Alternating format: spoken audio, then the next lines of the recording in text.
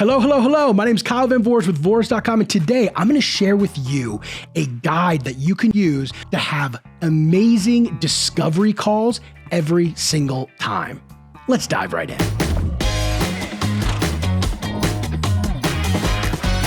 Alrighty, if you run a team of salespeople or you are a salesperson, odds are the discovery call is a really important part of the process. This is where we get to have a conversation with the prospect, learn about what challenges that they're facing so we can properly position our product or service as a true solution to that problem. The better the discovery, the better the demo or the walkthrough, whatever that you're doing. Now, I want to say something and I want to make it super, super clear. Most deals are won and lost in the discovery. And that's because information is often the biggest barrier salespeople have to being successful consistently.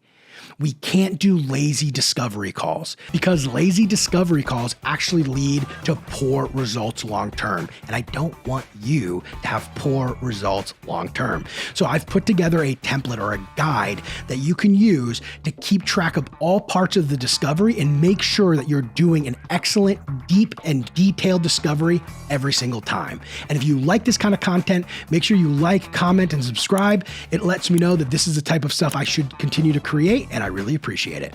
Let's dive right in. Alrighty, so here's the template that we're going to be using today that's going to walk you through step-by-step the framework. And there's 5 steps to this framework for having a really strong discovery call. Now, if you want this template, you'll see in the description below, there's going to be a link to it. So go ahead, grab the template, and you can follow along. Alrighty, so let's first talk about the first 5 steps. We have the current state. So what's the current state of the organization, how things are operating today, and you're really there trying to understand their internal operations and identify any problems. When you do identify a problem, you want to ask about that problem and make sure that you truly understand that problem. And that's step 2. The problem. Step 3 is impact. And this is the one a lot of sales reps skip, and it's a huge mistake to do so. You want to understand the impact of that problem. And sometimes sales reps don't ask about impact because it seems pretty obvious. And I'm going to teach you a way right now on how you can get around the obvious answers to some questions that you may be asking. So if you're talking to somebody and they tell you, we're not hitting our revenue targets, you may not want to say, what's the impact of not hitting your revenue targets? It's a little bit uncomfortable, right? What you can do instead is you can lead that question with some context to help the prospect understand why you're asking it. And this is what you could do.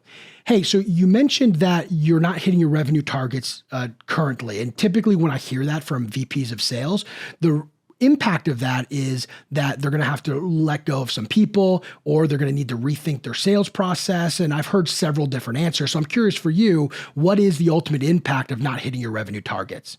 You see, I gave them some context. I say, hey, I hear different things to this all the time, so I just want to hear what it is for you. And it takes that question and makes it one that's actually really powerful instead of one that feels obvious or feels a little salesy. So there you go. Now, the next step here, step number 4, is the ideal state. You want to understand the ideal state of the prospect. How do they want things to be working over there? And we have a bunch of questions that can help you do that. Once you've understood the ideal state, then you can move on to the final step, which is understanding the priority. And this is the easiest step. Most people just skip right over it, but you should really know what priority level this is, because you might be dealing with a problem that seems like it has a really big impact, but they have 6 other problems that have bigger impacts. Well, you're low on the priority list. You want to understand where this falls on their priority list, so that way when you're having the rest of the conversation, you know if it's low on the priority list, you need to do whatever you can to help show the deep, deep, crazy impacts of that problem so it moves up the priority list. Or if it already is really high, you can keep doubling down on what is already a big priority for the organization.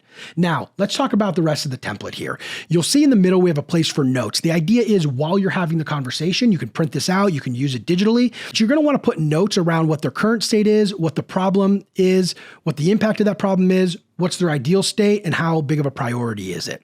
The final is just some questions that you can ask. And this is meant to be customized. I'd like you to go in and change these questions and pick ones that you like using fairly often. If you're already a salesperson, you're probably asking discovery questions. Maybe not all of them are great, but I'm sure you're asking some really good ones that should belong in this sheet so you never forget to ask them.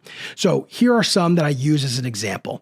What's motivating the conversation today? That's one of my mandatory questions. I think it's the most important. I want to understand why they took the time to actually have a conversation with me. Then, what's your current process for whatever process is relevant? How are you doing that today? Tell me a bit more about X. Can you please describe this to me?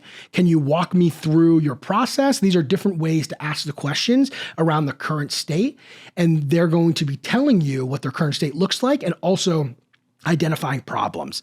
And when you encounter that, you can ask questions like, how do you feel about that? Oh, that doesn't feel good. It's actually been an issue for a long time. That's a great response, right?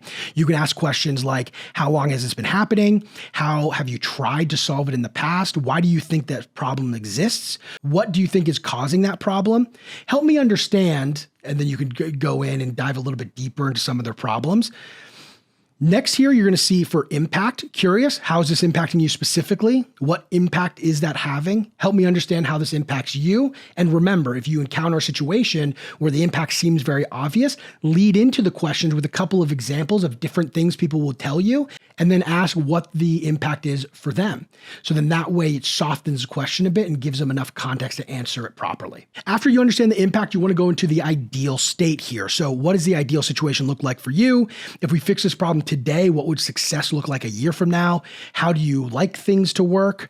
How do you envision a system like this helping? What are you hoping to gain by using a system like ours? This is really helpful to understand what their future vision looks like. So when you're going through the demo, you can align yourself with that future vision, right? That's incredibly powerful. But if you never ask the questions, you're not going to know. And you're going to hope that the prospect makes that connection themselves. You want to be the guide that helps them make the connections from where they are today to where they're trying to go. You're the solution that can help them get there. But if you don't know where there is, how is that even going to be possible? Right. So you want to understand the ideal state. And then finally, priority, probably the easiest one. How high of a priority level is this, right?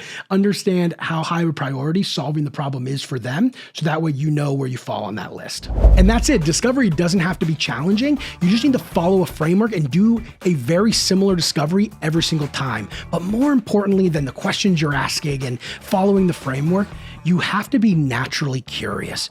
Really try to deeply understand the prospect. And when you do that, not only will you learn more about their world, which will help you do better with other prospects in the future, but you're also going to increase your chances of closing a deal. And it all stems from deeply understanding their problems so you can offer a real solution to it. If you like this video and you want to figure out how you actually learn what problems your prospects may be having, check out this video where I go over the problem impact chart. It'll really help the discovery calls.